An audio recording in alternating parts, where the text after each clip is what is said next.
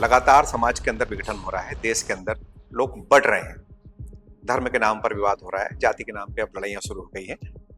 भाषा के नाम पर भी महाराष्ट्र में हम देखते हैं मराठावाद चलता है, कहीं राज्य के स्तर पे विवाद होता है। इसको आप किस रूप में देखते हैं? भारत के लिए कितना नुकसानदायक है?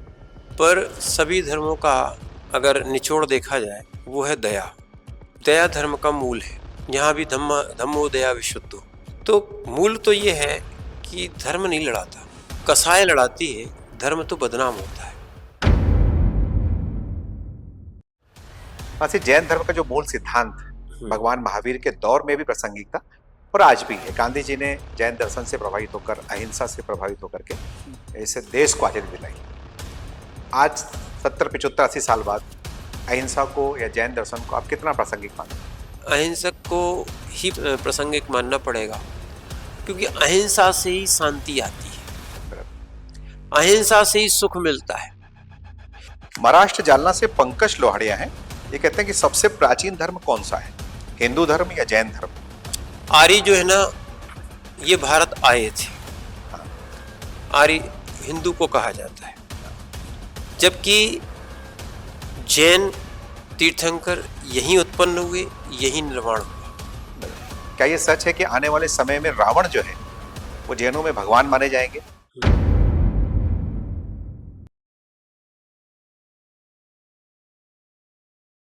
नमस्कार, समर्थ संवाद कार्यक्रम में एक बार फिर से आपका स्वागत है।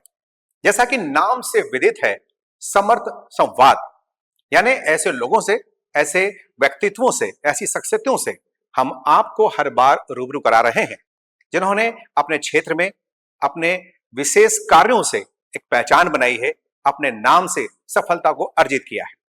पिछले एपिसोड में हमने आपसे राजनीति के क्षेत्र में अमृता अमर यादव से रूबरू कराया। इस बार राजनीति से परे हम आए हैं अध्यात्म के क्षेत्र में। तो आइए मुलाकात करते हैं उपाध्याय श्री 108 मुनि श्री विश्व सागर जी महाराज से। नमस्ते महाराज जी। महाराज श्री, ये हमारा सौभाग्य कि आपने हमारे पॉडकास्ट के लिए समय दिया। जैसा कि हमने देखा है, पाया है, आप एक अच्छे खासे नौजवान जिन्होंने अपनी प्रारंभिक शिक्षा और उसके बाद पीजी किया। उसके बाद ऐसा क्या हुआ कि आपका ध्यान जो है गृहस्थ संसार से हट करके वैराग्य की तरफ हो गया, आपने दीक्षा लेने का फैसला कर लिया? ये विचार तो हम लोगों का पहले ही से था। बचपन से मुनि बनने का भाव था।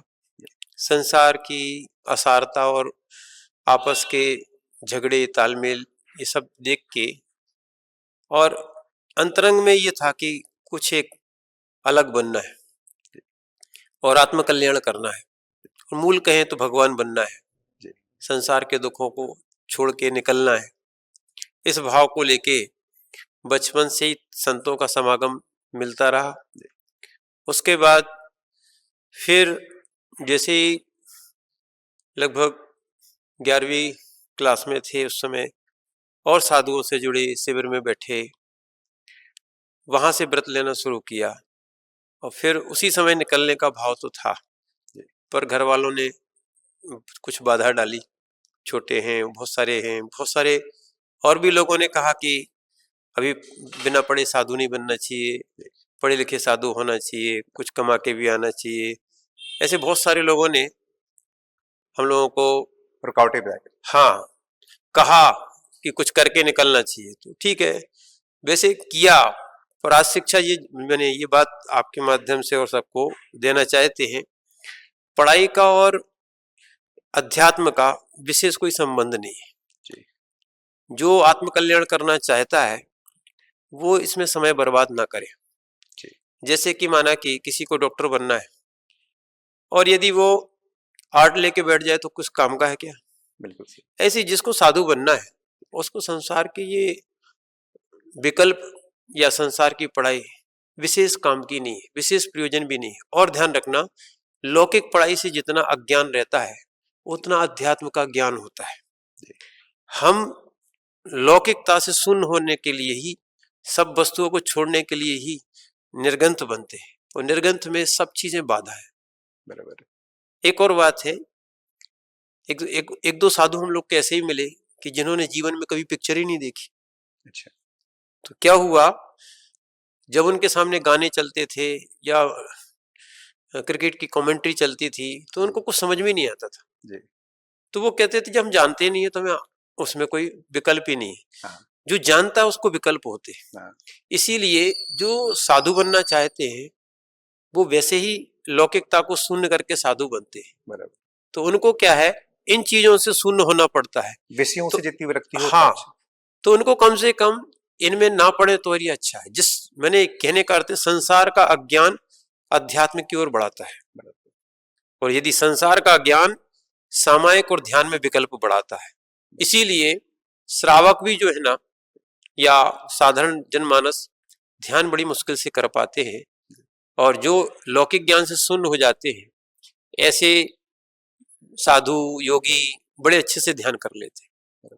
एक जिक्र ये भी आता है कि आप एक जब ब्रह्मचारी थे उस समय दिल्ली गए थे और एक दुर्घटना हुई थी, उसके बाद आपने कड़ा निश्चय कर लिया कि अब तो हाँ, आचार्य के एक कार्य से हम लोग दिल्ली गए थे आचार्य विद्यानंद जी के पास।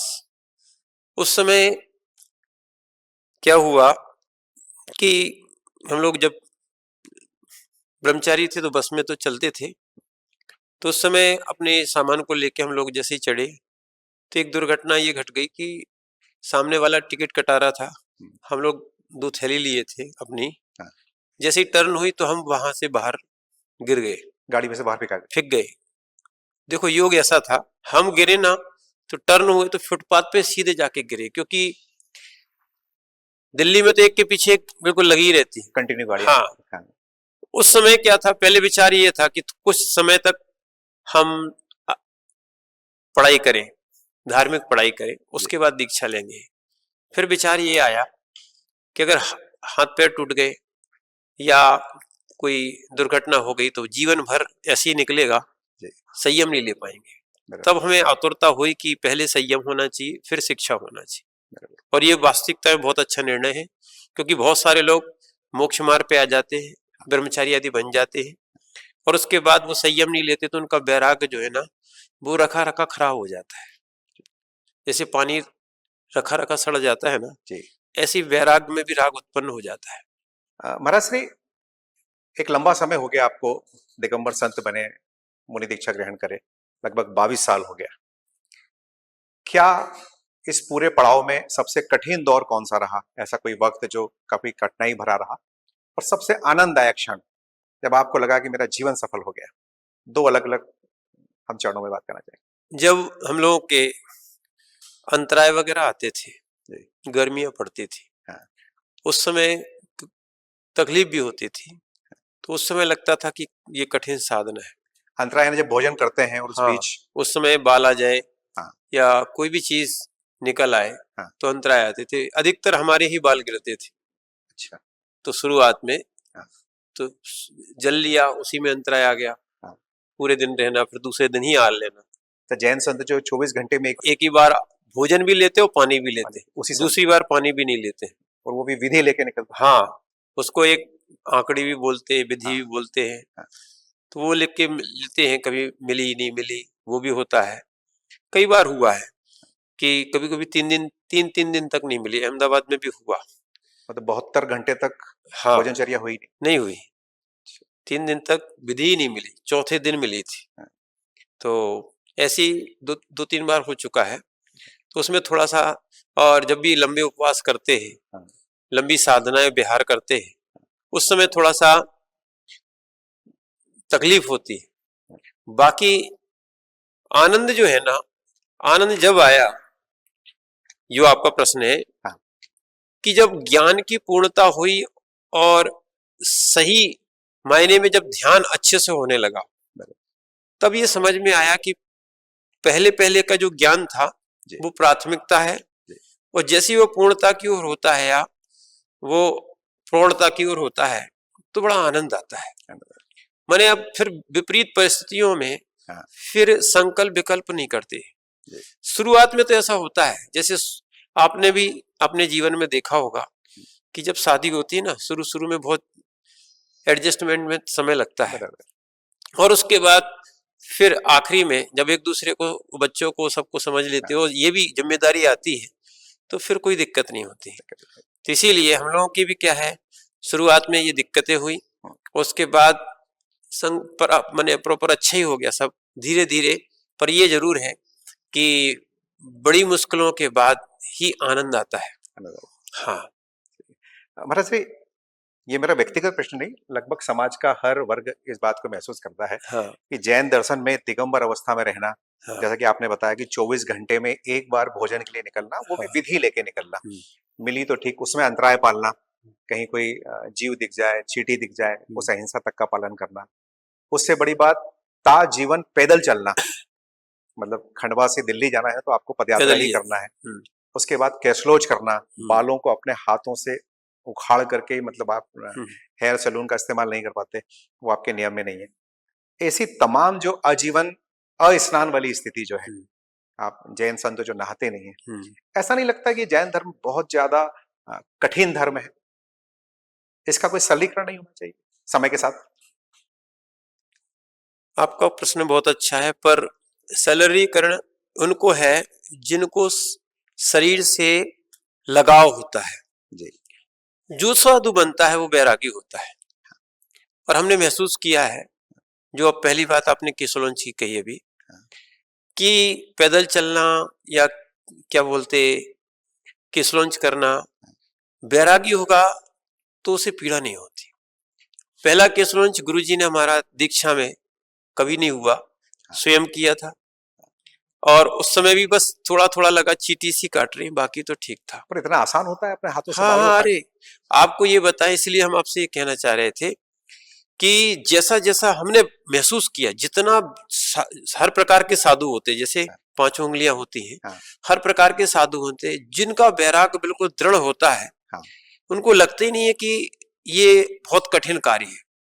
हम लोग ये दाढ़ी मूंछों के तो और ये बाल ऐसे निकालते जैसे घास निकाल रहे हो। दर्द होता हो? नहीं होता। बात तो यही। अब आपको एक चीज और बताएं, आप भी तो धूप में खड़े रहते हो, आप भी बाहर जाते हो, व्यापार करते हो, सुनो बहुत सारी चीजें करते हो, ठीक है, ये लोग भी शूटिंग करते हैं, सब कुछ करते हैं, तो क्या इन लोगों को गर्मी लगती है क्या? उस समय क्या है, सीधा सीधा है, आत्मा को दर्द जब होता है या आत्मा वेदन जब करती है, जब उसका उपयोग शरीर में रहे, जब उसका उपयोग बाहरी वस्तुओं में या अंतरंग में पहुंचता है, तो वो दिक्कत नहीं होती। और इसका बहुत सटीक उदाहरण बताएं आपको, जब भी डॉक्टर जो है ना इंजेक्शन लगाता है, तो वो कहता है देखो देखो वो कौन आ रहा है, बहुत दूर की वस्तु दिखाता है, वो कौन आ रहा है। इतना में जैसे उसने, मरीज ने, बच्चे ने देखा, जैसे ही उसने उसको डाइवर्ट किया ध्यान को या उपयोग को जिसको कहते हैं, वैसे ही क्या है, वो इंजेक्शन लगा दे तो पता नहीं लगता। लोग सोचते हैं डॉक्टर अच्छा है, डॉक्टर तो जानता है कि उपयोग बदलना पड़ता है।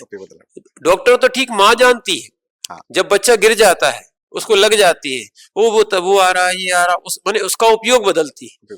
और उपयोग जैसे ही बदला, बच्चा खुश, जबकि उसको खून निकल रहा है, जब उसको दर्द है या उसकी चोट भी है, उसका उपयोग नहीं निकल माने जाता वहां पर। ऐसे ही साधक जो है ना, साधना यही है कि अपना उपयोग बदलना। और इससे क्या है, संत जो होते हैं वो अपना ध्यान जो है वो आत्मा से और ईश्वर के आराधना में लगा, बाकी चीजों का उनको फर्क नहीं पड़ता। हाँ, और आप भी देख लो ना, आज मोबाइल जो देखते हैं, उनसे कुछ भी कहते रहे, उनको पता ही नहीं, वो वहीं लगे होंगे। मैंने जो जिस कार्य में लगा है वो उपयोग लगा था। कोई क्रिकेट खेल रहा है, देख रहा है, कोई कुछ भी कहते रहे, और उसको पता ही नहीं लगता है कि पूरा रात निकल गया। श्री, आपके बारे में ये भी बहुत प्रसिद्धि है कि आप आतापन योगी के रूप में प्रसिद्ध हैं। ये किस तरह का प्रोजेक्ट है? मतलब जैनिज्म में इस तरह की व्याख्या है क्या? हाँ, चतुर्थ काल में 3 प्रकार के योग होते थे जी। वर्षा योग, उसको बोलते थे वृक्ष मूल योग, यानी 4 महीने के लिए, 1 महीने के लिए पेड़ के नीचे बैठ जाते थे, पानी गिरता रहता था। उसके बाद भी पेड़ की एक खासियत है कि पानी गिरने के बाद भी उसमें से, पत्तों में से धीरे धीरे धीरे धीरे पानी गिरता रहता था।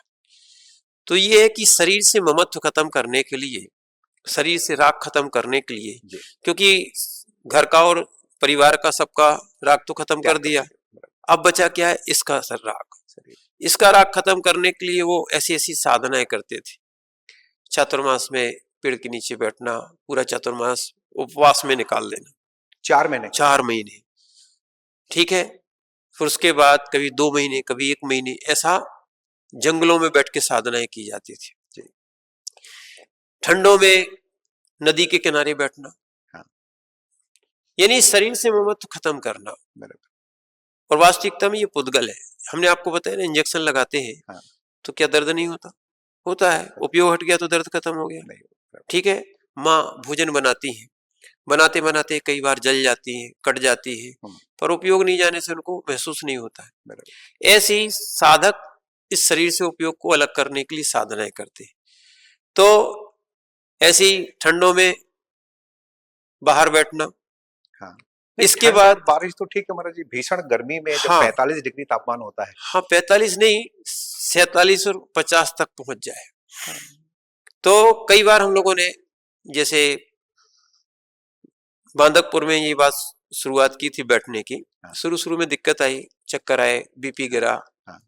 फिर उसके बाद भी फिर उस दमों में साधना की। फिर उसके बाद मन था कि पहले भी साधक तो करते थे, बराबर, और बड़े बड़े साधकों से, आचार्य श्री से और भी साधकों की साधना देख के अपना भी भाव था कि अपन भी साधना करें, क्योंकि कमरे में गर्मी लगती थी, कहाँ तक भागोगे आप?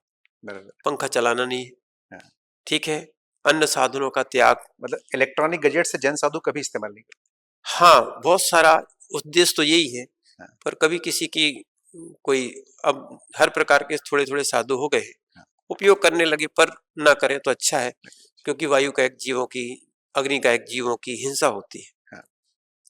और दूसरा क्या है, करना नहीं चाहिए। और दूसरा क्या है, जितनी साधना करोगे उतना क्या है, आनंद आएगा। हमने ये देखा। फिर क्या देखा कि जब हमने साधना शुरू की ये वाली, पहले तो गर्मी लगती थी और बहुत कुछ दिक्कत भी होती थी, फिर साधना मैंने सामयिक चलती रहती थी। फिर कुछ दिनों के बाद एक चमत्कार हो गया। जैसे ही हमने पद्मासन लगाया, ध्यान लगाया, उसके बाद क्या है कि हमें पता ही नहीं रहता था कि ये धूप है, एक अंधेरा सा रहता था।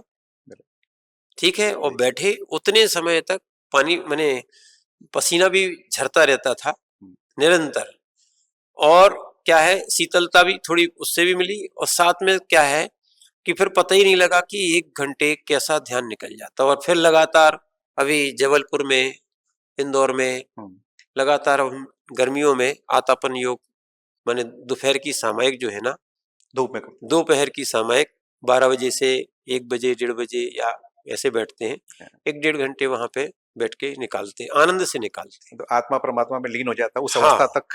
वो क्या है, सबसे अच्छी सामयिक हमारी धूप की सामयिक ही होती है। ये अनुभव बता रहे आपको, अनुभूति। विपरीत परिस्थितियों में उपयोग बहुत अच्छा लगता है। अच्छा। वैसे ये तो संतों के लिए बात हुई। हाँ। श्रावकों के लिए भी बहुत सारे जैनिज्म के अंदर नियम बड़े कठिन हैं, और ऐसा नहीं लगता कि इतनी कठिन, क्लिष्ट, मतलब वो एक जो दौर था ऋषभ देव जी का, भगवान महावीर स्वामी का, 2000 साल पहले का या 100 साल पहले का, इस दौर के अंदर ऐसा नहीं लगता कि एक कठिन नियम होने के कारण जैन समाज कम हो गया, संख्या बहुत कम हो गई? आज पूरे हिंदुस्तान के अंदर लगभग 40-50 लाख जैन बचे हैं। आपका कहना सही है। अभी एक तो ये हो गया कि बहुत सारे जैन नहीं लिखते। हाँ, सेठी, चौधरी। हाँ, अपने अपने गोत्र लिखते, ये कहते हैं। चाहे तमिलनाडु में चले जाओ, चाहे केरल में चले जाओ, क्योंकि हमारा तो चतुर्मास तमिलनाडु में भी एचएससी के साथ हुआ, वहां नैनार लिखते हैं। कर्नाटक में और जातियां लिखते हैं, महाराष्ट्र में और कुछ लिखते हैं, राजस्थान और इनमें। वैसे जैन लगभग 2-3 करोड़ के आसपास होंगे, पर अलग अलग जातियों के कारण ये सो नहीं हो पाता है कि जैन कितने हैं। और दूसरा रही साधना की बात, तो आपको लगता जरूर है उपयोग जैसे ही बदलता, जो अभी चर्चा हुई थी, बराबर, उपयोग जैसे ही बदलता है। हम भी तो कई बार भोजन करते थे जी, गृहस्थ जीवन। हाँ, और आज हमें लगता है, अब देखना सोच कि हम एक बार भोजन करने के बाद माने आनंद से रह सकते हैं, ये लोग 10 बार कैसे खा लेते होंगे? क्योंकि जगह तो पेट की बराबर है। बिल्कुल सही। जब दोनों की पेट की जगह बराबर है, तो आपका 10 बार में कैसे भरता है और हमारा 1 बार में कैसे भरता है? क्या जरूरत है? हाँ, यानी उपयोग बदल गया कि इतनी बार खाते कैसे ये लोग, आप लोग बार बार कैसे खा लेते हो, आपके पास जगह कहाँ है रखने की। माने इतना आपका स्टोरेज बड़ा होता है या साधु का कम होता है, ऐसा कुछ है नहीं। ऐसा कुछ है। पर सब सीधी मानसिकता है, आपको लगता जरूर है। जी। हम कह रहे हैं ना, हमें प्यास भी नहीं लगी। हाँ। और एक बार हुआ हमारे साथ में, निर्वेद सागर जी महाराज हमारे जी। शिष्य हैं। एक दिन वो हमसे बोले, महाराज जी, जबलपुर की घटना है, बोले महाराज जी हमारा गला सूख रहा है। तो हमने उनसे एक बात कही, हम छत पे बैठते तो हमारा गला नहीं सूखता, तो आप कमरे में बैठते हो आपका गला सूखता है, ऐसा क्यों? जी। तो हमने कहा आप गर्मियों में तला आइटम लेना बंद कर दो। अच्छा। जैसे ही उनने तला आइटम लेना बंद किया, आज उनको कोई दिक्कत नहीं हो रही। बराबर। मूल तो क्या है कि लोग रसना इंद्री के वशीभूत है। बिल्कुल सही। किसके? स्वाद के दीवाने। हाँ, आज कई प्रैक्टिकल बताएं आपको। कल कुछ लोगों ने नहीं माने, अब ऐसे मारवाड़ी लोग हैं, बराबर, तो ये लोग मानते नहीं है, तो इन लोगों ने बाटी में ज्यादा घी डाल दिया। हाँ। और आज हमें कफ बहुत बढ़ गया था। बराबर। हमने सोच लिया था कि आज घी लेने नहीं। अच्छा। और जैसे ही आज घी हमने नहीं लिया, रोटी आदि में सब में नहीं लिया, तो आज स्वास्थ्य बिल्कुल सही। बिल्कुल ठीक। माने आप जो है परहेज कर लोगे, हाँ। तो सब कुछ अच्छा हो जाएगा, यानी मानसिकता बदल जाती इससे। हाँ। और हम आपसे कहना चाहते हैं, या और लोग जो सुन रहे हैं, शरीर को ठीक करना है तो आप अपने इस पर कंट्रोल कर लें और इसको थोड़ा सा संभाल के रखें, तो आपका माने दवाई लेने की आवश्यकता नहीं पड़ेगी। और आप इस पे मानते नहीं हो। अच्छा, एक और ध्यान रखना, दवाई इतनी सी खाते हो आप, बराबर, ज्यादा इतनी खाओगे। हाँ। ठीक है ना, भोजन इतना खाते हो, अब बताओ इसमें लड़ने की क्षमता इतने से में इतना कैसे लड़ पाएगा वो। तो कहने का अर्थ है, तो आप इतना कवर कर लोगे तो आपका पूरा शरीर सही हो जाएगा। मुझे ये भी जानकारी है कि लगभग पिछले 22 साल से आपने नमक का और शक्कर का त्याग करके रखा है। हाँ, तो रुचिकर भोजन नहीं होता तो फिर वो, ये तो सही है कि हमारा 2003 से नमक का त्याग है, आजीवन किया है। पर आपको बीपी की समस्या है? बीपी की समस्या थी, और अचेसी से हम लोगों ने जब आजीवन किया, क्योंकि अचेसी छोटे साधकों को बड़ी साधना का आशीर्वाद कम देते हैं, तो हमें मालूम था अचेसी नहीं देंगे, पर बैरागी तो बैरागी होता है, तो हम एक महीने का लेते जाते थे, बढ़ाते जाते थे, एक्सटेंड कर दिया। हाँ ठीक है, अचेसी चल रहा है, हमें मालूम है कि त्याग करना है, पर गुरुजी नहीं देंगे, चल रहा है। और फिर ऐसे करते करते करते अभ्यास तो पूरा हो ही गया था। और उसके बाद जब एक दो बार हमने बताया ना कि हम लोग विशुद्ध सागर जी के साथ में थे, पंचकलर्क था, धूप में थोड़ा सा रुक गए हम लोग ठंड के समय में, उस समय चक्कर आ गए थे, बीपी से लो हो गया था, गिर गए थे। तो आज उस समय विशुद्ध सागर जी भी साथ में दीक्षा में थे, तो उन्होंने भी कहा कि इनको नमक का त्याग नहीं दे, इनका बीपी गिरता है। तो हमने कहा अच्छा सी नमक की छूट मैंने स्वास्थ्य में रख लेंगे, जब आवश्यकता पड़ेगी तब ले लेंगे। और अचेसी ने भी इसी शर्त पे हमें नमक त्याग दिया था कि तबीयत खराब होगी तो आपको लेना पड़ेगा। तो उसके बावजूद कभी नहीं लिया?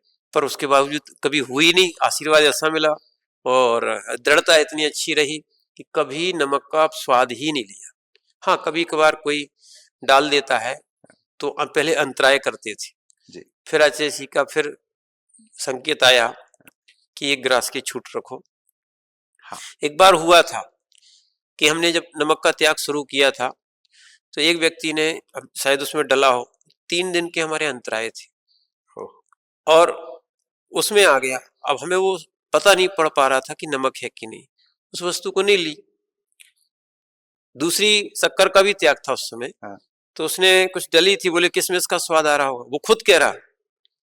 मजे की बात देखना, जैसे ही हमने उसकी बात मान ली, निरंतराय आहार हो गए, नहीं तो त्यागी हुई वस्तु आना भी अंतराय कहलाता है। अब जैसे ही हमारा त्याग आहार हो गया, उसके बाद वो आचार्य के जब 3 बजे क्लास लगती है, सब साधु बैठे थे, श्रावक बैठे थे, तब उसने एक प्रश्न किया आचार्य के सामने कि आचार्य, जिस किसी का कोई वस्तु का त्याग हो और वो आ जाए तो क्या करना चाहिए? उसने हमारा नाम नहीं लिया, हम समझ गए, जबकि उसकी बहुत अच्छी श्रद्धा हमारे प्रति है। त्याग से और भी चीजों से, और वो हमारे सब पास बैठते भी थे बहुत। पर जैसे ही उनने देखा कि एक चीज में था और संशय भी लगा, फिर भी इनने ले लिया, तो उसकी श्रद्धा थोड़ी सी टूट गई। आचार्य ने तो ये कह दिया कि नहीं, जिसमें त्याग है त्याग कर देना चाहिए। हाँ, उसको वो चीज नहीं लेना चाहिए, अंतराय करना चाहिए। पर आचार्य ने ये नहीं बताया कि एक ग्रास की छूट थी। उस समय आचार्य बता देते तो ये काम मैंने उनको समझ में आ जाती। तो उनको ये लगा कि बाहर से तो छूट थी, अंतर से ये ले रहे थे। हमें भी लगा कि अपन छूट का विकल्प ही छोड़ दें, संकल्प में विकल्प हाँ। नहीं। तो फिर हमने कई सालों तक ऐसे ही किया कि एक बार भी अगर नमक आता था तो सीधा अंतराय कर लेते थे। फिर बड़े संघों में बड़ी दिक्कत आने लगी, क्योंकि कभी ना कोई आजू बाजू से चीज ले आता था और नमक में अंतराय होता था, उसको पीड़ा होती थी। फिर आचार्य विशुद्ध सागर जी के साथ अभी हम लोग 2 साल रहे थे, उन्होंने भी निवेदन पहुंचवाया। तब आचार्य ने कहा कि ठीक है, एक ग्रास की छूट रख लो, जिसमें भी आए वो चीज फिर नहीं लेना, तो नहीं लेते हैं। पर हाँ, भोजन जैसे नमक छोड़ने के बाद भोजन में बहुत कुछ अंतर आता है। माने लगभग आधा भोजन होता है, पूरा भोजन नहीं हो पाता है। अभ्यास हो गया। अब तो अब एक आप नई बात समझोगे। एक बार एक दो बार ऐसा है, कभी कभी नमक आ गया और महसूस कर रहे थे इतना बेकार लगता है वो। आप लोगों को नमक अच्छा लगता है, अब हम लोग अगर कोई इतने सालों के बाद कोई नमक लेना शुरू कर दे तो इतना बेकार लगता, खारा खारा सा, मुंह ही खराब होता है। अब रस में रस नहीं आता। हाँ, वो बेरस था। अपन उसको रस समझे थे, क्योंकि अपन ने क्या है, बचपन से खाया। जानवर तो खाते ही नहीं, हाँ। वो तो बड़ी चाव से खाते, तो फिर ऐसा कैसे? ये पुरुषोत्तम जैन जो है प्योर वेज है, हाँ, पूरी दुनिया जानती है। हाँ, जैन समाज का डंका बजता है इस मामले में। फ्लाइट में भी आप बोलेंगे जैन, तो वो प्योर वेज आपको देता है। पर जैन समाज इससे आगे बढ़कर प्योर वेज में भी बहुत सारी चीजें नहीं खाता। जमीन कंद नहीं खाता, शाम को 6 बजे बाद नहीं खाता। ये इसके पीछे क्या लॉजिक है? एक तो क्या है, वेज भी है, पर जो जमीन कंद होता है, गणंत जिसको बोलते हैं, हाँ। इसमें बहुत सारे जीव होते हैं। जैसे सुई की नोक है ना, हाँ। जीव कांड में एक विषय आया, निगोदिया जीव। तो सुई की नोक देखी आपने? सुई की नोक आलू में चुभाई जाए या जितने हिस्से को टच करती है, उसके 5 विभाग बनाए जाते हैं। अंडर, उसका असंख्यात्मक भाग पुलवी, उसका असंख्यात्मक भाग पुलवी आवास, उसका असंख्यात्मक भाग निगोदिया शरीर। निगोदिया, एक निगोदिया के शरीर में अनंत निगोदिया रहते। तो जब अपन को भोजन ही करना है, क्यों ना क्यों अपन अच्छी चीजों का भोजन करें। बराबर, समझ रहे ना? क्यों अपन ऐसी आलू वालू चीजें खाएं। और ध्यान रखना, शुगर होती है, बहुत सी डायबिटीज होती है आलू के खाने से, सुनना।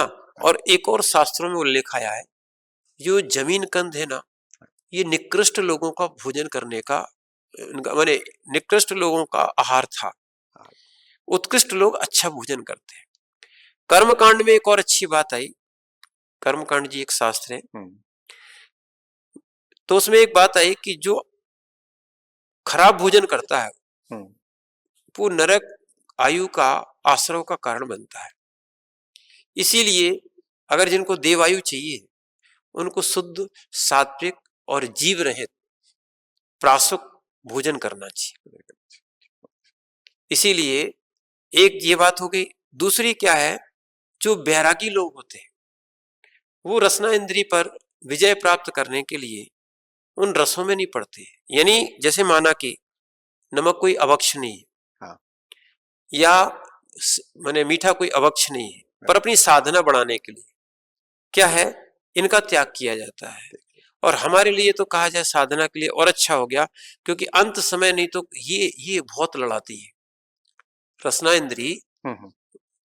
अगर जिसने अच्छा भोजन नहीं दिया या तो ये साधना में विकल्प पैदा कर देती। बराबर।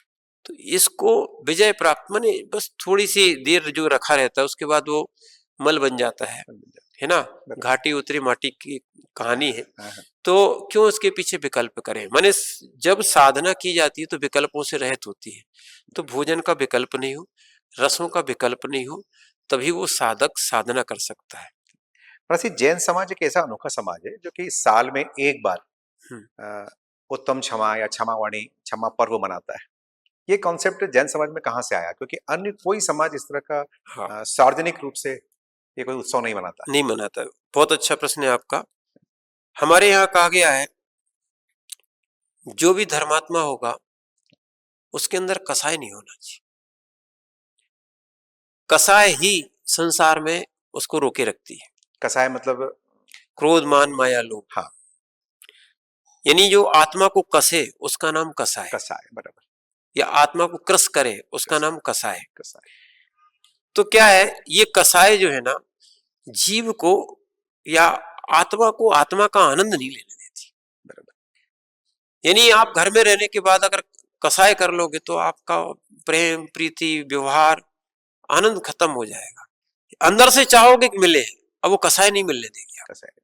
मान जो है ना, मान बहुत खतरनाक वस्तु है। ऐसे ही उसके पीछे वो जीव बहुत कसाय कर लेता है। तो कहने का अर्थ है, जो संयमी बनता है, बैरागी होता है, वो कसाय को भी जीतता है। भगवान पार्श्वनाथ, इनकी प्रतिमाएं सबसे ज्यादा मंदिर जी में मिलती हैं। इनने कसाय को तो जीता, और जो कसाय को जीतता है वही संयमी होता है, और वही आगे चल के भगवान बनता है। जो कसाय को नहीं जीतेगा वो भगवान नहीं बन सकता है। इसलिए वैरागी वही है जो अपनी कसायों को जीते।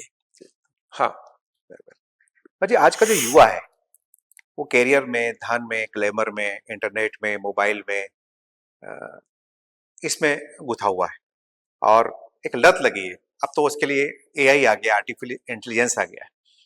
ऐसे में युवाओं को अध्यात्म से जोड़ने का क्या एक सरल मार्ग होना चाहिए आज के दौर में? कुछ साधन जो है ना, सम्यक भी है, मिथ्या भी है। माने कोई वस्तु का उपयोग अच्छा भी है और बुरा भी है। हाँ। अगर अध्यात्म के लिए इनका उपयोग किया जाए, प्रचार का साधन भी किया जाए, क्योंकि जहां तक हम लोग नहीं पहुंच सकते वहां तक ये साधन पहुंचा देते हैं। बराबर।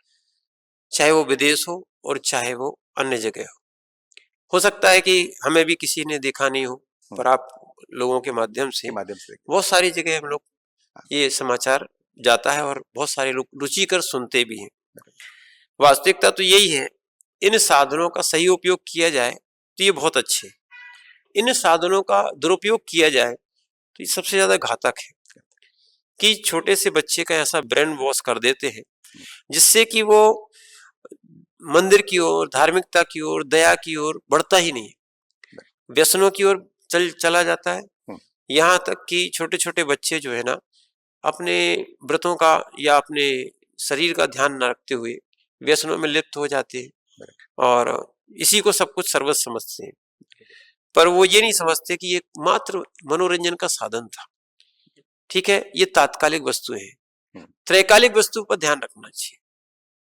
त्रैकालिक वस्तु पर ध्यान रखोगे तो वो है आपको साधना की ओर जाना। और साधना और साधन में बिल्कुल विपरीतता, 36 का आंकड़ा है। जो जो साधनों में जाएगा उसकी साधना उतनी कम होगी। जितनी जितनी साधना बढ़ती जाएगी वो साधनों का उपयोगी समझेगा नहीं। बराबर। हम खुद कह रहे हैं ना, पहले भी हमें गर्मी लगती थी, पर हमने जब धूप में बैठना प्रारंभ किया अब हमें कहीं गर्मी नहीं लगती। बराबर। हमने सीधा क्या फाइट किया, हाँ। कि आप कितना परेशान करोगे, हम आपके पास ही बैठ जाएंगे। बराबर। जैसे ही हम आपके पास बैठे बस, और हमें भी एक तो साधक और मिले जो बैठते थे। अब क्योंकि जो बैठता नहीं वो शेयर कर नहीं सकता अपने साथ, बड़ा आश्चर्य करता था।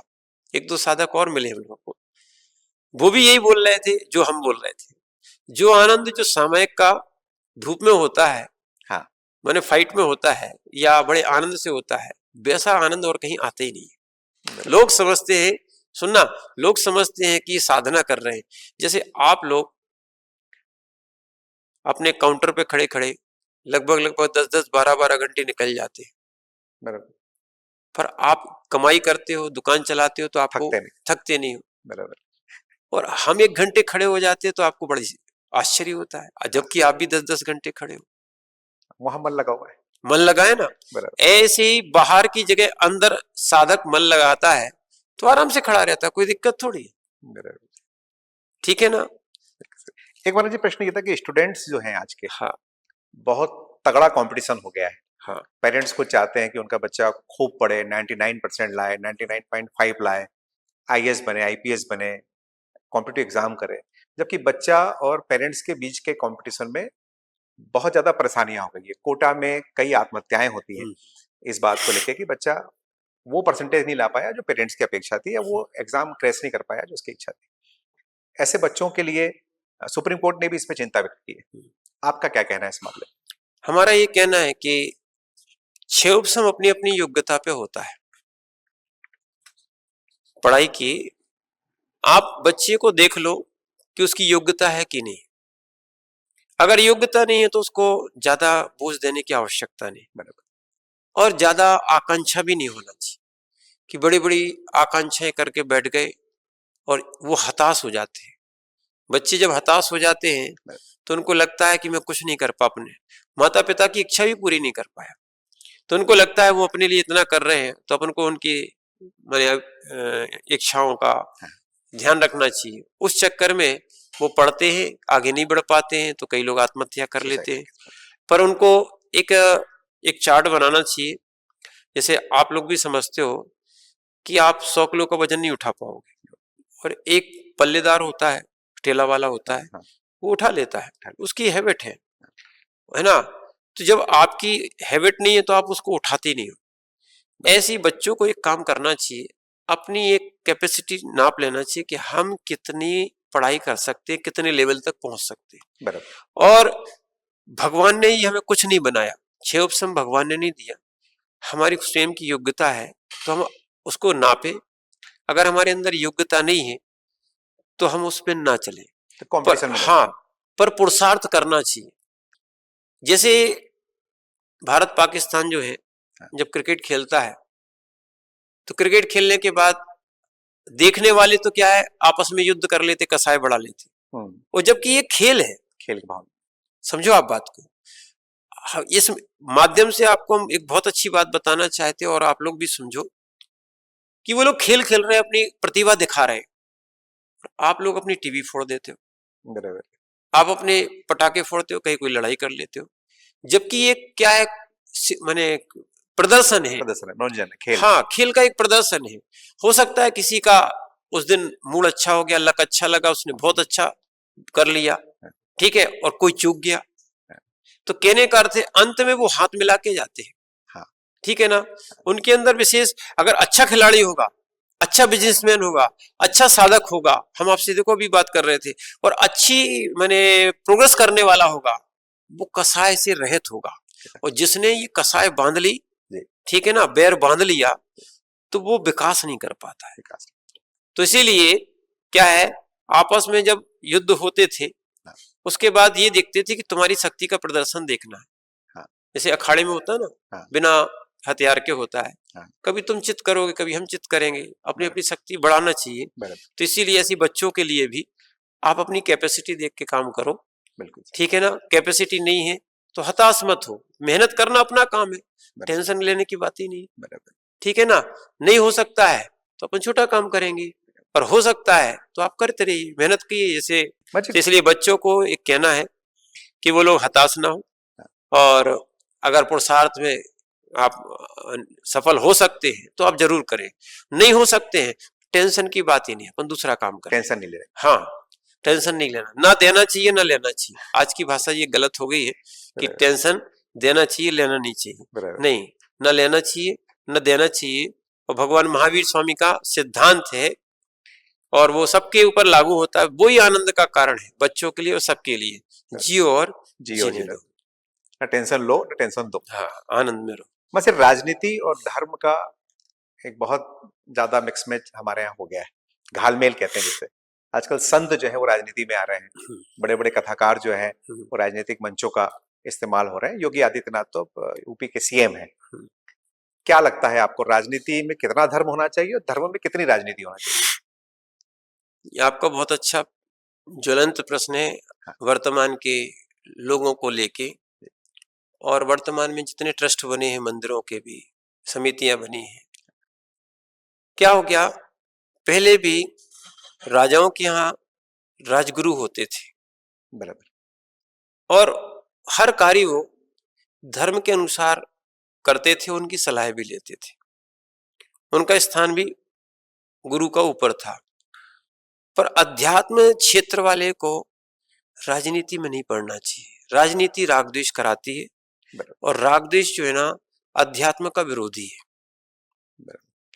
जो अध्यात्म को पाना चाहता है, कहने का अर्थ है जो जो संत है वो लौकिक क्रियाकलापों से, संसार से जब घर छोड़ दिया है तो राजनीति में प्रवेश क्यों करना? सबसे बड़ी बात तो ये है, ठीक है ना। और जैन संतों का तो एक विशेषता है, एक बहुत अच्छा काम है, न मठ है, न कोई राजनीति में प्रवेश है, ठीक है, न कोई हस्तक्षेप है। तो इसीलिए हमारा तो ये मानना है कि अध्यात्म वाले राजनीति में ना पड़े, पर हाँ राजनीति वाले धर्म को जरूर अंगीकार करें, जिससे कि अपनी जो कार्य करें, कार्यशैली रखें, वो अहिंसक हो, दयामय हो और जीवों का कल्याण हो। माने ऐसा नहीं हो कि अपना काम बनता है और भाड़ में जाए, ऐसा बोलते हैं ना। हाँ, अपना काम बनता है, भाड़ में जाए। हाँ, ये अपन को नहीं होना चाहिए। ये संत नहीं कह सकता है। संत अपना भी उपकार करता है, दूसरे का उपकार करता है। महाराज श्री, जाति, धर्म, भाषा और स्थान के नाम पर लगातार समाज के अंदर विघटन हो रहा है। देश के अंदर लोग बढ़ रहे हैं, धर्म के नाम पर विवाद हो रहा है, जाति के नाम पे अब लड़ाइयां शुरू हो गई हैं। भाषा के नाम पर भी महाराष्ट्र में हम देखते हैं मराठावाद चलता है, कहीं राज्य के स्तर पे विवाद होता है। इसको आप किस रूप में देखते हैं? भारत के लिए कितना नुकसानदायक? आपका कहना बिल्कुल सही है,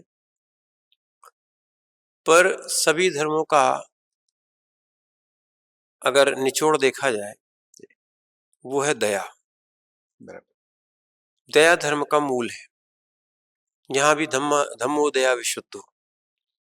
तो मूल तो ये है कि धर्म नहीं लड़ाता।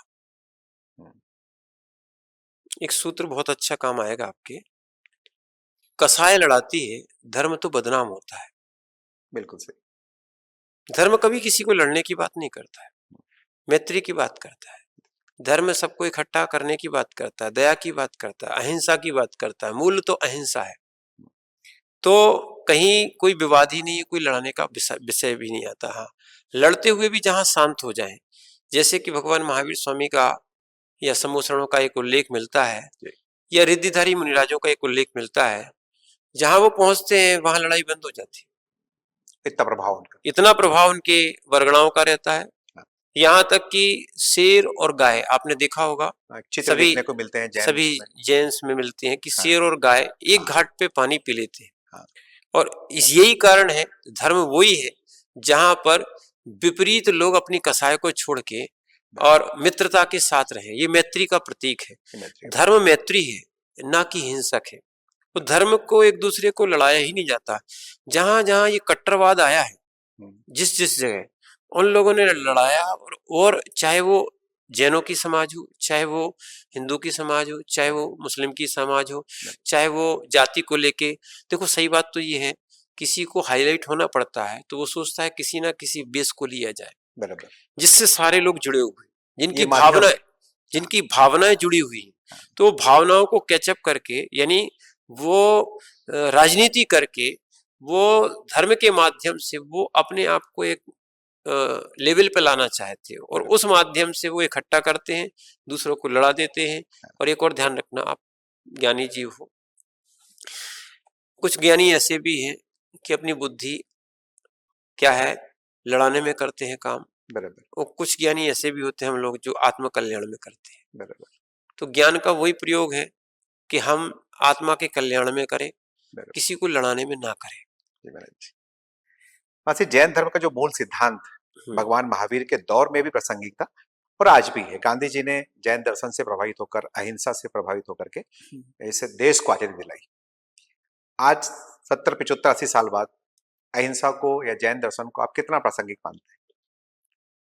अहिंसक को ही प्रासंगिक मानना पड़ेगा, क्योंकि अहिंसा से ही शांति आती है, बराबर। अहिंसा से ही सुख मिलता है। अहिंसक व्यक्ति ही मैत्री कर सकता है, और अहिंसक व्यक्ति की ही प्रगति होती है। जिस देश में युद्ध चलते हैं उसकी प्रगति नष्ट हो जाती है, ठीक है। फिर जिस देश में युद्ध चलते हैं उनका सुख समाप्त हो जाता है, अंदर क्रूरता बढ़ती है एक दूसरे के प्रति। और इसके लिए सबसे बड़ा शांति के लिए भी अंततः युद्ध की शांति आज 3 साल हो चुके हैं, 3 साल के ऊपर हो रूस चुके यूक्रेन का युद्ध चल रहा है। रूस यूक्रेन के लिए शांति मात्र वार्ता से और अहिंसा से आएगी।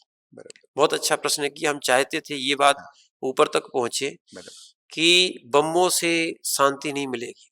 अभी तो इजराइल और फिलिस्तीन के बीच युद्ध शुरू हो गया है। अच्छा, नहीं वो सब क्या है, ये लोग अहिंसक जिस दिन बन जाएंगे, और खैर क्षत्रिय है तो अपनी भूमि की रक्षा करना चाहिए, ये तो खैर श्रावकों के लिए कहा गया है। ऐसा नहीं है कि कोई हमारा कुछ भी ले जाए तो अहिंसक बने रहे। हिंसा 4 प्रकार की है, संकल्पी, विरोधी, औद्योगी और आरंभी। संकल्प पूर्वक किसी को नहीं मारना, पर उद्योग में मारने का उद्योग नहीं करना, पर खेती आदि करते हैं, जीव मर जाते हैं, उसके बिना तो कुछ हो ही नहीं सकता। इसलिए उद्देश्य क्या रखा जाता है, गेहूं का, इसलिए उनको वो दोष नहीं लगेगा, मैंने उतना पाप नहीं लगेगा, संकल्पी हिंसा वाला पाप नहीं लगेगा। वो करेंगे, उसके बिना उनकी रोटी कहाँ से खाएंगे। दूसरा क्या है कि घर के कार्य, पुताई, सफाई, इसमें भी हिंसा होती है, तो वो भी ग्रस्त के लिए छूट है, या पाप तो लगता है कम लगेगा, पर हाँ कम लगेगा। और दूसरा है विरोधी हिंसा। अब कोई मारने ही आ जाए तो अपनी सुरक्षा करोगे कि नहीं करोगे, और आत्म सुरक्षा भी और परिवार की सुरक्षा भी और देश की सुरक्षा। क्या है, अहिंसक कायर नहीं है, बराबर। अहिंसक जो है ना, हम जबरदस्ती किसी जीव को ना सताएं, ये उद्देश्य उनका रखा गया है। तो माना कि हमें कुछ ऐसा कोई कारण बन गया, राम का भी उद्देश्य आता है कि उनकी सीता ले गए, तो उन्होंने अंत तक यही कहा था कि हमें सीता वापस कर दो, हम आपसे युद्ध नहीं करना चाहते। उनका युद्ध विराम उसी समय हो जाता है जिस समय उनकी सीता लौट जाती, पर वो दे नहीं रहे थे, तो अराजकता फैल जाती, सब लोग ऐसा करने लगते। तो क्षत्रियों का धर्म है और श्रावकों का भी धर्म है कि अपने जिनायतनों की, अपने आयतनों की ये रक्षा करें, पर दूसरे को परेशान ना करें। जो उनका नहीं है वो उनको अधिकार नहीं करना चाहिए, और जो जिसका है वास्तविकता में उसको छोड़ देना चाहिए उनको। जैसे सीता उनकी थी तो छोड़ देना चाहिए थी, जबरदस्ती का काम नहीं होना चाहिए था। महाराज, हमने इस पॉडकास्ट के पहले हमारे कुछ दर्शकों से चाहा था कि यदि उनके पास भी महाराज श्री से प्रश्न के लिए हों। कुछ प्रश्न मुझे अलग अलग शहरों से मिले हैं, मैं संक्षेप में चाहूंगा कि आपका उसमें उद्बोधन मिल जाए, उनका शंका समाधान हो जाए। उमेश जैन है अहमदाबाद से, वे कहते हैं कि आपकी नजर में जैनिज्म क्या है, जैन दर्शन को सरल भाषा में कैसे डिफाइन करेंगे? जैनिज्म सबसे सरल भाषा में कहा जाए तो अहिंसक धर्म है, अहिंसा परमो धर्म, अहिंसा परमो धर्म, ये जैनिज्म का मूल सिद्धांत है। एक सुरेखा जैन है ग्वालियर से, ये कहती हैं कि नमोकार महामंत्र को जैन धर्म का सबसे बड़ा मंत्र माना गया है, इसमें क्या खास है? सबसे बड़ी बात तो ये है, इसमें किसी पर्टिकुलर एक भगवान का स्मरण नहीं किया गया जी, इसमें किसी भी भगवान का नाम नहीं है, और किसी भी भगवान को छोड़ा भी नहीं है। नमो अरिहंताणम, नमो, जितने अरहंत हो चुके हैं, चाहे भूत हो, भविष्य हो, वर्तमान हो, मैंने भविष्य में भी और होंगे, ये नहीं समझना कि 24 ही एक है सो यही रहेगी। ऐसी 24 अनंत हो चुकी, अनंत और होंगी, बराबर। क्या है, ये अनादि निधन धर्म है जैन दर्शन, बराबर। न किसी ने बनाया है, न कोई इसको मिटा सकता है, बराबर, ठीक है ना। तो इसीलिए ये होते रहते कम बढ़ हो सकता है, मैंने जो बनाया है वो कभी नष्ट भी होगा, ये बना ही नहीं है। एक दूसरी बात क्या है, जितने भी तीर्थंकर हैं इसमें, उन सबको नमस्कार करने में नमो अरिहंताणम कह दिया। जितने भी तीर्थंकर हैं और जितने भी मोक्षगामी जीव हैं, चाहे वो भगवान मुनीश्वरनाथ जी हो, चाहे भगवान राम हो, चाहे भगवान हनुमान हो, सबको हम नमन कर, हम यानी कि जो वीतरागता में हैं, जो जिन्होंने अरहंत पद प्राप्त किया है, उन सबको हम नमस्कार करते हैं। यानी आप अकेला राम का नाम लेते हो या हम महावीर का नाम लेते हैं, हाँ। पर नमो अरिहंताणम में हाँ। क्या है, हमारे जितने अरहंत वीतरागी प्रभु निर्गंत हुए, धनुष बाण वाले नहीं लेना। हाँ। क्या लेना? हाँ, जो निर्गत। इस, हाँ, हम लोगों के यहाँ भी एक जैन रामायण पद्म पुराण है। हाँ, वो एक सवाल उसमें भी आएगा। हाँ, हाँ।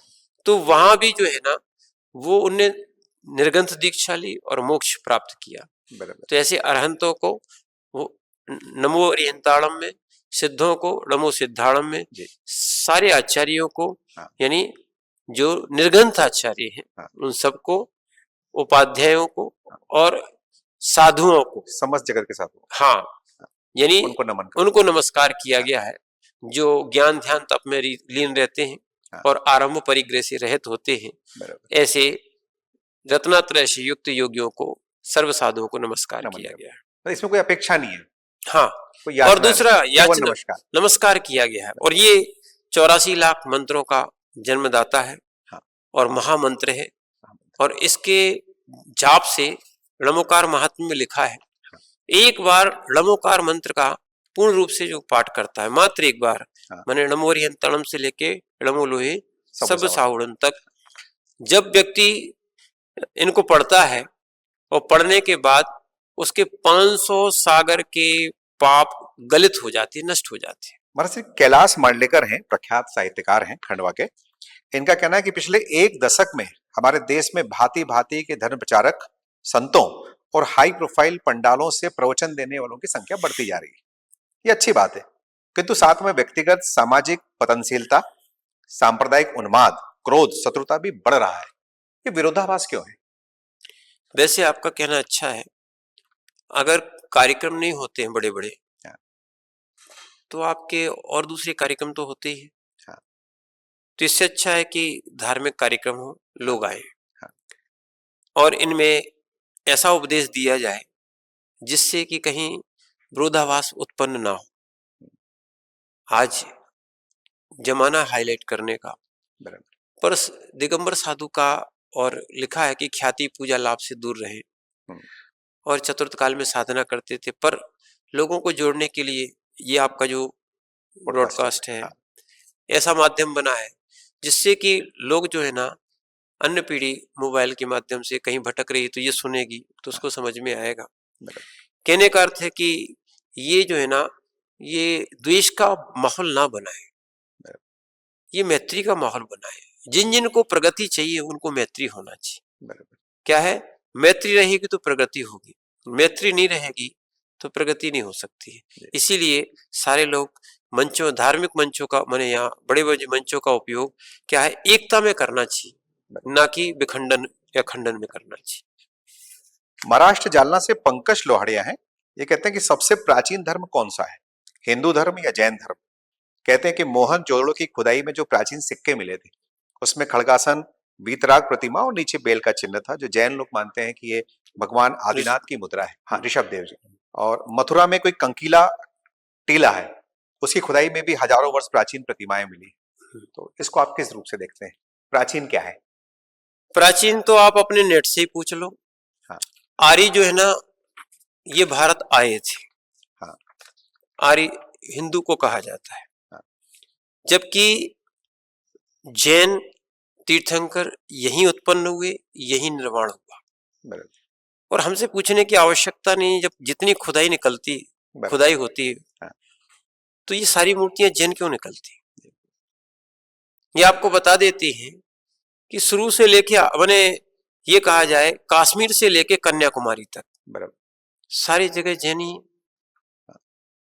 आप अगर देखने जाओ कि बद्रीनाथ में ऋषभ देव, ठीक है, तिरुपति बालाजी में नेमिनाथ, क्या है, और भी बहुत सारी जगह ये दिगंबर प्रतिमा ही है। इससे आपको समझ में आएगा, क्योंकि दो चीजों से प्राचीनता होती है, एक पुरातत्व, एक साहित्य। पुरातत्व में सबसे बड़ा स्थान जैनों का है, तो इसीलिए क्या है, जैन धर्म पुराना है। एक दूसरी बात क्या है, ये तो अनादि निधन है ही। दूसरी बात क्या है, साहित्य भी, जितना साहित्य दिगंबर जैन संप्रदाय के पास है, उतना साहित्य कहीं अन्य जगह नहीं मिलता। बराबर। ठीक है, भगवान की देशनाएं हुई इसलिए। और अगर देखा जाए ये किसी ने बनाया नहीं, कौन सा? जैन दर्शन। बराबर। तीर्थंकर भी प्रचारक हुए, ये कह सकते, धर्म तीर्थ का प्रवर्तन कराते हैं इसलिए तीर्थंकर कहलाते हैं। बराबर। इनने बनाया नहीं कि ऋषभदेव से शुरू हुआ। और दूसरा, आप पूछना चाहते हो कि कौन सा धर्म माने प्राचीन है। प्राचीन है, तो वेदों में ऋषभदेव की स्तुति गाई गई, हाँ। शिव पुराण में नेमिनाथ भगवान की स्तुति गाई गई। तो इसका अर्थ क्या है? ये पहले प्राचीन थे। हाँ, थे तभी तो उल्लेख है। हाँ, माने जो उनसे पूर्व में थे तभी तो उसका उल्लेख आता है, बाद माने बाद का उल्लेख थोड़ी उसमें दिया जाएगा। तो इसीलिए आप समझ सकते हो कि ये पूर्व में ही था। जी, बिहार से सुमन केसरी हैं। ये कहते हैं कि क्या जैन रामायण और वाल्मीकि रामायण अलग अलग हैं? क्या ये सच है कि आने वाले समय में रावण जो है वो जैनों में भगवान माने जाएंगे? जैन दर्शन में हनुमान जी का भी जिक्र आता है। जैन तीर्थंकर नेमिनाथ जो है वो कृष्ण भगवान के चचेरे भाई हैं। ये सब किंवदंतियां हैं या सच है? यथार्थ तो सत्य यही है। ध्यान रखना, भगवान महावीर एक थे, भगवान राम एक थे, ये सब एक ही व्यक्ति हुए हैं। पर क्या है, सच सच होता है, झूठ जब होता है जब वो नहीं रहते। बराबर। क्या हुआ है कि जब भगवान नहीं रहे तो सबने अपनी कल्पनाएं कर ली, अपना पंथ बना लिया। जब भगवान थे तब उनको वैसे ही मानना पड़ा। तो जैन दर्शन सत्यार्थ का प्रूपण करता है। तो वास्तविकता में जो राम आदि आदि हैं, राम है और भी हनुमान है, ये थे, इनका अस्तित्व है और बिल्कुल सत्य। हम लोग भी राम को मानते हैं, आपको तो मालूम नहीं होगा, हमने तो अहमदाबाद में अपने जैन मंदिर में राम की मूर्ति रखाई। अरे वाह! क्या है? हाँ। यहाँ तक कि हनुमान की भी मूर्ति रखाई। अच्छा। और गणेश की भी मूर्ति रखाई। जब पंचकर्णक किया तो लोग बड़े आश्चर्य में थे कि महाराज जी ये क्या कह रहे हैं आप? हाँ। हमने कहा चिंता नहीं करो, वो थोड़ा सा विश्वास रखते थे, बड़ी श्रद्धा हाँ। वाले थे। तो हमने कहा राम मोक्ष गए ना, तो मोक्षगामी का तो मंदिर होते ही है। बराबर। धनुष वाले राम नहीं, हाँ। निर्गंथ वीतराग वाले नाम, वितरागी राम। हाँ, उनका सही नाम था पद्म। पद्म, पद्म पुराण करके। हाँ, इसलिए उनका नाम आया। ये बलभद्र थे, हाँ। इनका नाम पद्म था। हाँ। और इनको पद्म के नाम से स्थापित किया गया। दूसरा क्या है, भगवान पद्म के नाम से स्थापित किया गया। और हनुमान जी जो है ना, हनुद्वीप के कारण हनुमान आया, वो हनुद्वीप में रहने वाले थे इसलिए वो हनुमान कहलाए। वास्तविक में उनका नाम जो है श्रीशैल था। वो भी मोक्ष गए, तो उसमें कोई गलत नहीं है। और गणेश यानी हमारे गणधर या आचार्य परमेष्ठी कहलाते हैं। तो इसलिए गणधर स्वामियों की हम लोग आराधना करते हैं, आचार्यों की आराधना करते हैं, इसलिए वो गणेश हो गए। तो ईश्वर वही है। हाँ, पूजा पद्धति मानने के तरीके। हाँ, बस वो दिगंबर में या ये क्या है, वीतरागता होना चाहिए। रावण मोक्ष गए हैं, रावण मोक्ष जाएंगे आगे। वो भी क्या है, अच्छी भक्ति करते थे। उन्होंने एक गलती की थी, वो सीता का हरण किया था। तो इस कारण से वो नरक गए और प्रतिनारायण नरक जाते हैं। सो उनकी बुद्धि भी वैसी चली, आगे चल के उनकी बुद्धि थोड़ी सी बदलेगी और भविष्य में वो तीर्थंकर बनेंगे। महाराज जी, संदीप भारती हैं बेंगलोर से। ये पूछते हैं महावीर कौन, जो दुनिया को परास्त करके विजयी बने या जो खुद को जीत ले, अपनी इंद्रियों को जीत ले, वो महावीर? वास्तविकता तो सही है। अरहंत जो शब्द दिया है, महावीर कहें या अरहंत, यानी अरि माने होता है शत्रु, हंत का अर्थ होता है हनन करने वाला। शत्रु को हनन कर रहा है उसको बोलते अरिहंत। पर जितने भी तीर्थंकर हुए, महावीर हुए, इनने किसी को भी परास्त नहीं किया। बराबर। सबसे बड़ी विजय ये है कि अपनी इंद्रियों को जीत लेना। और परास्त किसको करना है? जो कर्म बैठे हैं। बराबर। समझ रहे हैं आप बात को? एक बार नष्ट किसी व्यक्ति को कर दोगे, तुरंत दूसरा उत्पन्न हो जाएगा, तीसरा उत्पन्न हो जाएगा। सबसे अच्छा यही है कि हम अपनी जो है ना कर्मों को ही नष्ट कर देंगे तो शत्रु ही खत्म हो जाएगा। बिल्कुल। एक सबसे अच्छा उदाहरण आता है, जब भी श्वान को लाठी मारोगे, तो श्वान हमेशा लाठी पकड़ता है, बराबर। और कभी शेर को लाठी मारना हम्म, तो वो लाठी को नहीं पकड़ता है, किसको पकड़ता झपट के है? मारेगा आपके ऊपर। सीधा आपको ही बराबर। झपटेगा। चाहे वो बंदूक भी मारेगा ना हाँ हाँ दूर से, हाँ, वो बंदूक को नहीं पकड़ता, किसको बराबर। पकड़ता है? बराबर। बंदूक वाले को पकड़ता है। ऐसे ही भगवानों ने, जो भगवान बनने का मार्ग था, उन्होंने कहा किसी भी शत्रु का नाश मत करो, हम्म, अंदर बैठे जो कर्म रूपी शत्रु उनको नाश कर दो, उनको भगवान नाश बन किया। जाओगे। बिल्कुल इसीलिए स्वयं को जीतने वाला महावीर और जिन कहलाता है, या जिता इंद्रिया इति जिनेन्द्रहा, ये शब्द आया है, हाँ। और वही अरहंत कहलाते हैं, जिनने अंदर के अंतरंग शत्रु को नाश कर दिया है। वो इसलिए महावीर। हाँ, महावीर बन गए, वही अरहंत बन गए। दीपक दुग्गड़ हैं, पत्रकार हैं इंदौर से। ये लिखते हैं कि भारत में जैन वैसे ही बहुत कम संख्या में, उसमें भी दिगंबर, श्वेतांबर, तेरहपंथी, बीसपंथी, स्थानकवासी, कई अलग अलग समुदाय हैं। ये एकजुट क्यों नहीं हो पाते? इसमें संतों की क्या भूमिका होना चाहिए? संतों की भूमिका ये है कि समरसता लाएं, हाँ। कहीं युद्ध ना होने दें, यानी विवाद ना हो, हम्म, सांप्रदायिकता न भड़के। क्योंकि भद्रबाहु के काल से हाँ थोड़ा एक विभाग हुआ हाँ, कि श्वेतांबर दिगंबर हुए। बराबर। ठीक, हाँ जैन दर्शन के हाँ मूल शाखा तो दिगंबर थी, हाँ। फिर वो श्वेतांबर हुई। ये बिहार के मगध में। भद्रबाहु स्वामी क्या है? ये चंद्रगुप्त मौर्य सम्राट के गुरु। हाँ हाँ यहाँ 12 वर्ष का अकाल पड़ना था, हाँ हाँ, और आचार्य महाराज को पहले ही ज्ञात हो गया, बराबर। और उन्होंने अपने, उनके 24,000 शिष्य थे, हाँ 12,000 शिष्यों, मैंने कहा तो सबसे था, कुछ शिष्य उनके यहाँ रुक गए, बराबर। और रुकने के बाद जैसे अकाल में परिस्थितियां बनी, हाँ लोगों ने एडजस्टमेंट किया। हाँ क्या है? पात्रों में लाना, हाँ डंडा लेना, हाँ, कपड़ा लेना, कपड़े ओढ़ना, ये सब उनने शिथिलता आ गई उनमें। बराबर। और जो कर्नाटक गए, और इसका सीधा सीधा शिलालेख है भगवान बाहुबली के जस्ट सामने वाली पहाड़ी पर हाँ भद्रबाहु स्वामी हाँ, की समाधि उनकी स्थली है, समाधि भी, चंद्रगुप्त और मौर्य की भी। चंद्रगुप्त मौर्य भी उनकी चरणों की हाँ सेवा 12 साल तक की, हाँ, वहीं रह के की, इसलिए बराबर। उस स्थान का नाम चंद्रगिरी है, चंद्रगिरी उस पहाड़ी का नाम। पहाड़ी का नाम चंद्रगिरी है। मैंने तो दर्शन किए हैं हाँ, वहाँ के। पूरा हाँ, माने प्रामाणिक है। प्रमाणिक चीज है। हाँ उसके कारण यहाँ शिथिलता आ गई। हाँ, फिर वहां से साधु लौट के इस साइड फिर आए, इन लोगों से कहा कि ये तो आपने परिवर्तन कर लिया, ये होना नहीं चाहिए था, पर एक चीज जो बन जाती है फिर वो मिटती नहीं बन है, जाती। और वो सांप्रदायिक बन गया, फिर उन्होंने स्वीकार नहीं किया, और वो फिर दिगंबर में शामिल नहीं हुए। इस कारण से थोड़ी सी दिगंबर दिगंबर में दिगंबर श्वेतांबर। दिगंबर हो गए, श्वेतांबर श्वेतांबर हो गए, पर सिद्धांत दोनों के मूल एक ही है। हाँ, दोनों महावीर के हाँ, उपासक हैं। माने नहीं, सिद्धांतों के, हाँ, हाँ महावीर तीर्थंकरों की उपासक है सब, थोड़ी सी भिन्नता है, बराबर। एक आभूषण और वस्त्र के साथ पूजे जाते हैं, बराबर। और एक दिगंबर अवस्था में पूजे जाते हैं। और दूसरा ये है कि आगे चल के माने समरसता बनी रहे, हाँ, हम लोग अहिंसा के नाम पर, हम लोग सिद्धांत के नाम पर एक हैं, बराबर। और एक रहेंगे।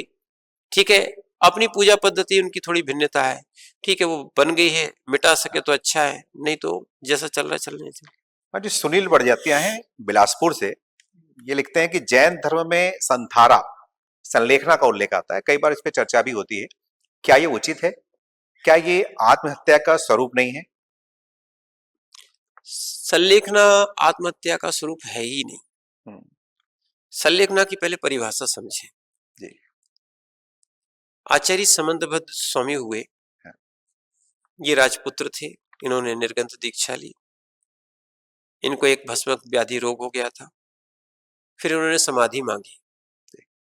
गुरु ने कहा कि अभी तुम्हारा समाधि का समय नहीं है, अभी उपचार कराओ। इन्होंने उपचार कराया, इनका रोग ठीक हो गया, पुनः फिर दीक्षित हुए, तो उन्होंने एक ग्रंथ लिखा है श्रावकों के लिए, हम्म, श्रावकाचार, रत्नगंध श्रावकाचार प्रसिद्ध है। उसमें लिखा है कि संलेखना कब लेना चाहिए, कौन संलेखना ले सकता है, हम्म, कब लेना चाहिए। हम्म, तो उन्होंने लिखा है, उपसर्गे दुर्भिक्षे जरसिरुजायनि प्रतिकारे हम्म, धर्माय तनु विमोचन माहु संलेखना मार्या।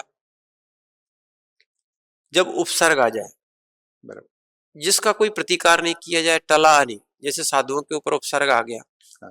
अब वो क्या कर सकते हैं, बैठे बैठे उसको संलेखना लेंगे। और एक और बात, दो प्रकार की संलेखना होती, यम संलेखना, नियम संलेखना। जब पहले नियम संलेखना ली जाती है कि अगर बच गए तो फिर आगे अपना साधना का काल चलाएंगे, और जब बचने की कोई उम्मीद नहीं होती तब ली जाती यम संलेखना। ठीक है, यहां तक कि डॉक्टर भी मना कर देंगे तो डॉक्टर भी, उनको अंत में यही कहना पड़ता है अब आप भगवान से दुआएं मांगो और भगवान का नाम करो।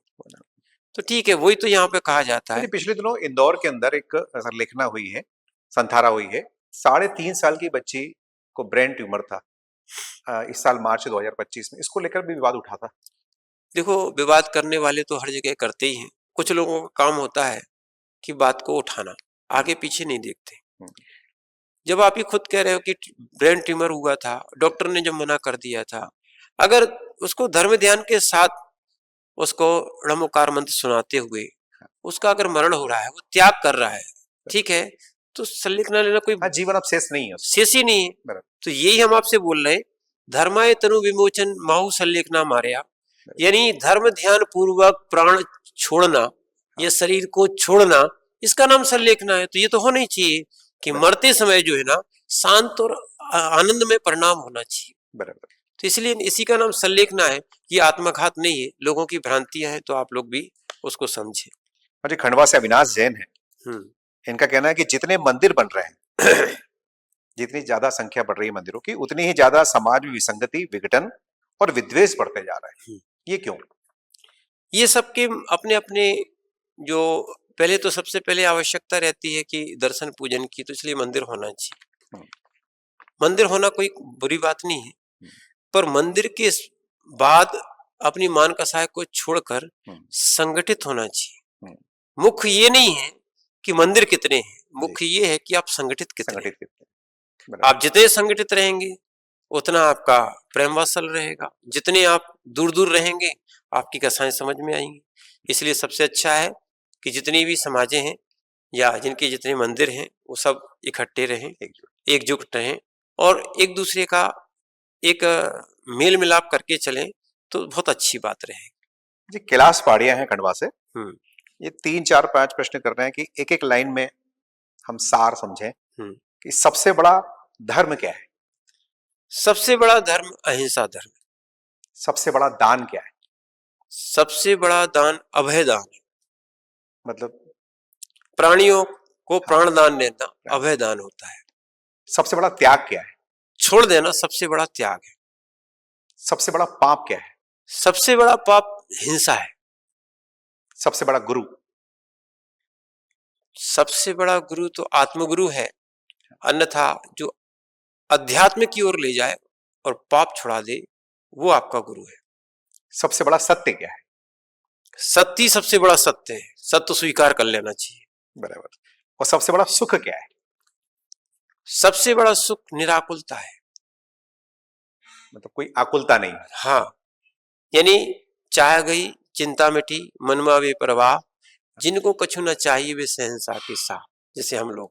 बहुत बहुत धन्यवाद महाराज श्री, हमारे इस पॉडकास्ट से जुड़ने के लिए, हमारे सवालों का जवाब देने के लिए और जैनिज्म को सरल भाषा में हमें समझाने के लिए। तो मित्रों, ये थे दिगंबर जैन संत उपाध्याय रत्न विश्व सागर जी महाराज, जिनसे हमने आज इस पॉडकास्ट में चर्चा करी। आपको हमारा यह कार्यक्रम कैसा लगा, हमें अपने अनमोल विचारों से अवश्य अवगत कराएं। हमारा ये चैनल, इसे शेयर करें, लाइक करें और सब्सक्राइब करें। नमस्कार।